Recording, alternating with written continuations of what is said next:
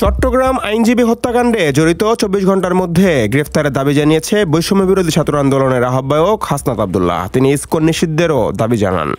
ইসকনকে এই উগ্রবাদিতা ছড়ানোর জন্য নিষিদ্ধ করতে হবে। হাসনাত আব্দুল্লাহ বলেছেন, আমাদের দেশে সব ধর্মের অবস্থান থাকবে, আমরা সবার অধিকার রক্ষায় কাজ করব, কিন্তু ধর্মের দোহাই দিয়ে উগ্রবাদী সংগঠন পরিচালনা করলে বাংলাদেশে এক হাতও জায়গা দেওয়া হবে না। ধর্মের নামে যারা উগ্রবাদী সংগঠন পরিচালনা করবে বাংলাদেশে এক হাত জায়গা দেওয়া হবে না।